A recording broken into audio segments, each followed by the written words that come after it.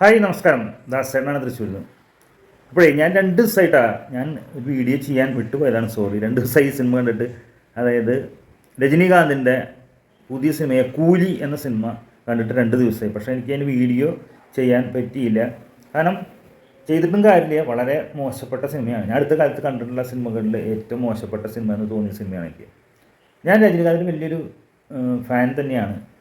പക്ഷേ ഈ സിനിമ എന്നെ സംബന്ധിച്ചിടത്തോളം വളരെ മോശം സിനിമയായിട്ട് എനിക്ക് തോന്നിയിട്ടുണ്ട്. ഇതിനു മുമ്പ് നമ്മുടെ രജനീകാന്തും വിനായകനൊക്കെ വന്നുള്ള കൂടിയുള്ള സിനിമ ജയിലറൊക്കെ എത്ര നല്ല സിനിമയായിരുന്നു, എന്ത് രസമായിരുന്നു ആ സിനിമ. ഫാസ്റ്റാണ്, ഡയലോഗ് ഡെലിവറിയും ആക്ഷനും എല്ലാം ഗംഭീര സിനിമയായിരുന്നു ജയിലർ.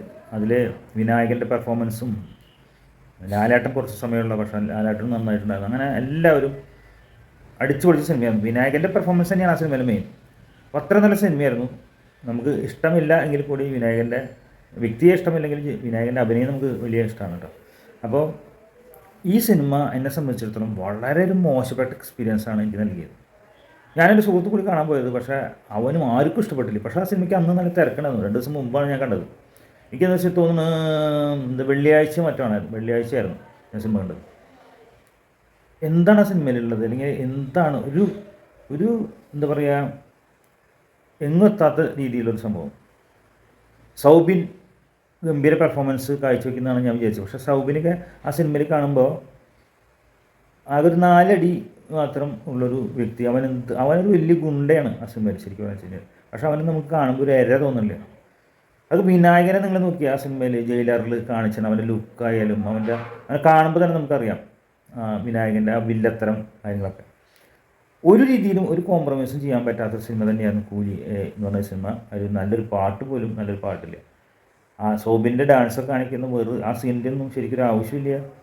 എന്തൊക്കെയാണ് ചെയ്ത് കൂട്ടിയെന്ന് ഒരു ഐഡിയ ഇല്ലേ. ലോകേഷ് കനകരാജ് നല്ലൊരു ഡയറക്ടറാണ്, പക്ഷേ അദ്ദേഹത്തിൻ്റെ ഏറ്റവും മോശപ്പെട്ട സിനിമ തന്നെയാണ് കൂലി എന്നാണ് എൻ്റെ അഭിപ്രായം.